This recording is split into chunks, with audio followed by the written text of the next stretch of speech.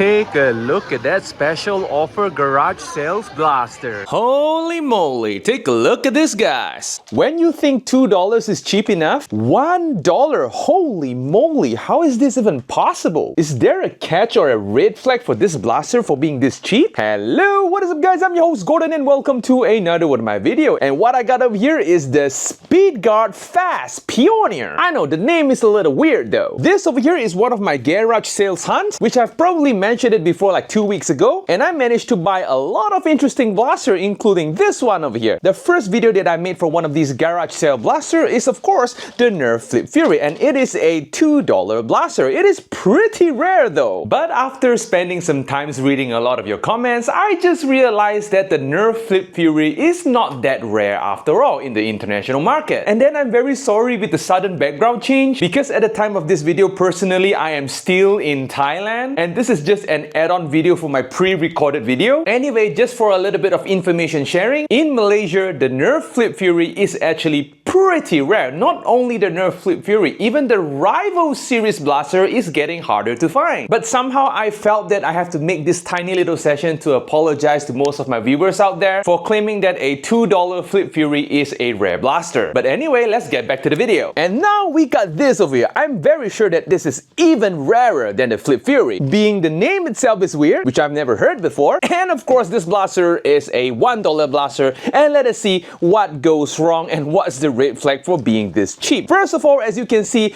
we have a lot of missing stuff in the box over here. As I was told, this blaster should come with around 48 darts. And of course, we are missing 48 darts over here. And if we actually look closely at the box, this blaster over here need to use 6 pieces of 1.5 volt AA battery. And holy moly, that's a lot of battery. And of course, as usual, we are gonna unbox this blaster over here and let's figure it out. How am I gonna ghetto wire this blaster to hook up a LiPo battery, if that works of course. So let us get going.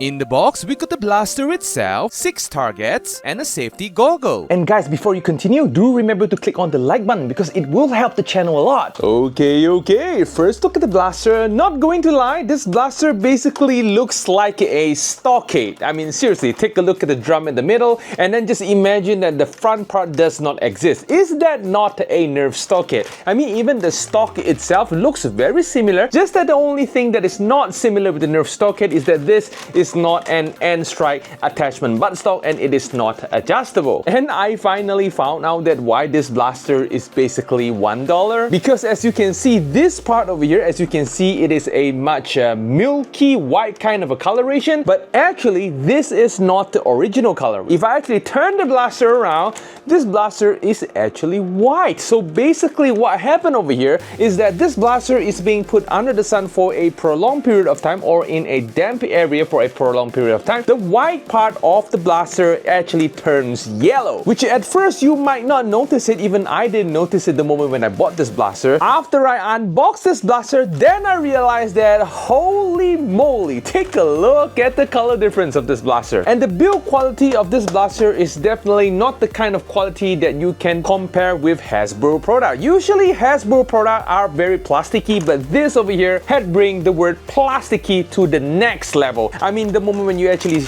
twist the blaster here and there, you can take a look at that.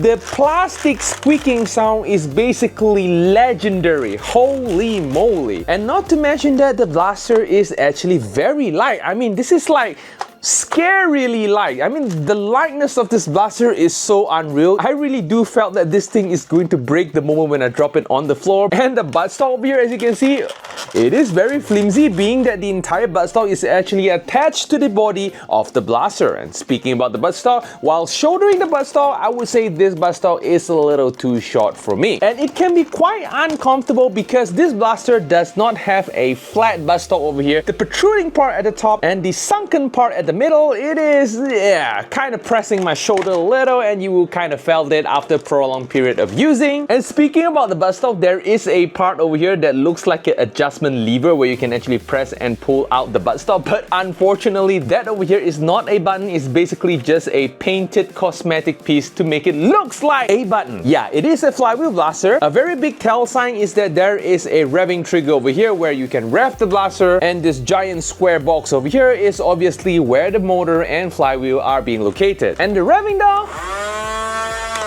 not the fastest, but very similar to Hasbro stuff. The grip of the blaster, on the other hand, surprisingly enough, this comes with a larger grip. If you have huge hands, this is definitely not a problem at all. The trigger pull of the blaster, very snappy, very nice to pull. That's probably the only good part of this blaster over here. In terms of safety features, if you do not press on the rev trigger, you will not be able to press on the main trigger. The moment when you press on the revving trigger, then you will be able to fire the blaster. As you can see, when you are firing the blaster, the cylinder spins as well. Really love the mechanical movement of the trigger pressing and the spinning of the cylinder.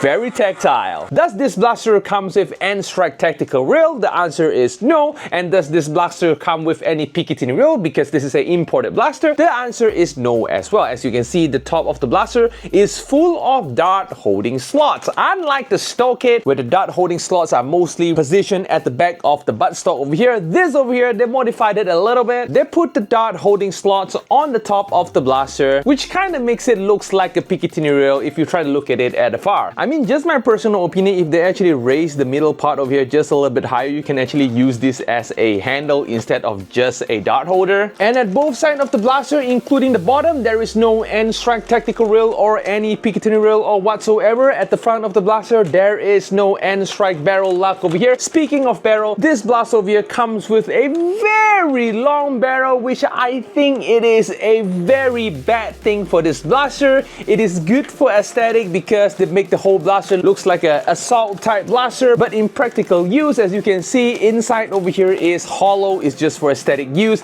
and the flywheel is located at the front over here, which means that the darts have to travel this kind of distance before it fires out. With this kind of revving sound, I don't think this blaster can even go more than 70 FPS. So with that kind of power, firing at a straight position shouldn't be a problem, but with such a long barrel, if you tilt the blaster just a little bit, I'm pretty sure that the darts will start hitting the walls in the barrel, which basically affect accuracy and power. If you guys still don't get it, I'll show you guys in the target firing session. Just that you guys will have to wait a little bit. If we take a look at the middle over here, the orange part over here is the unjamming door. The cylinder over here is able to hold 12 full-length darts, and the only way for you to load in the cylinder is of course from the front. It is ambidextrous. You can load the darts from the right hand side or the left hand side of the blaster. Good for ambidextrous. And of course, this blaster does not come with any iron sight at all. Aiming with this blaster is going to be a challenge, I assume. And one more thing that I found out is the challenge is that this blaster actually needed 6 AA battery. I mean, this is like 2025, like who uses AA batteries in blaster anymore these days? So what I actually did over here is I actually modified the blaster a little bit, the good old Gordon style ghetto wiring method, to hook up a mini Tamiya battery. As you can see, I basically taped up a battery on top of the blaster over here, and this is the wiring and connectors and stuff for the sake of convenience. In terms of sling mounting point, you have a sling mounting point at the back of the blaster over here at the buttstock part, but being this flimsy, I don't trust that sling mounting point at all. Alright, I guess that's all of the quirks and features of this blaster over here. So without further ado, let us go test the blaster out, shall we?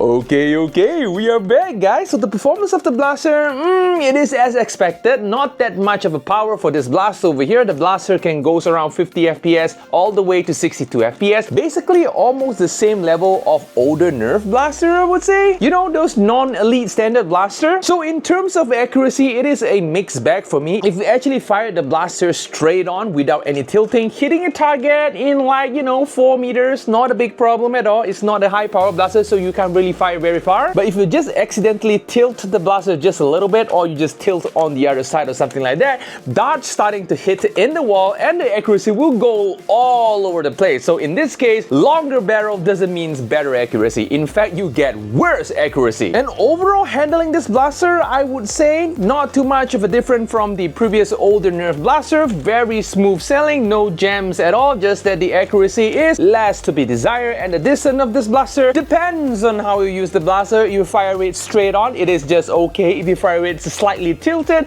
the range might reduce like a meter or two, which is not good at all. Will this blaster be able to go into a Nerf war? I would say this is not a blaster for a Nerf war. This is more of a meme blaster, I would say. And will this blaster passes the wall test? As you can see, the aesthetic of the blaster is kind of weird. It's more of a Buzz B standard looking blaster in terms of aesthetic. But personally, I wouldn't put this blaster on the wall of fame due to, like, you know, the yellowing of the white part of the blaster. Even the white part just looks just okay. It looks more like an ultra blaster, to be honest. If you have a bunch of ultra blaster, putting them together will looks just fine. So I guess that's all of the video today. If you guys like this video, feel free to smash on the like button because it will help the channel a lot. And do remember to click on the subscribe button as well as the notification bell. So I'm gonna see you guys in the next video. Adios, guys!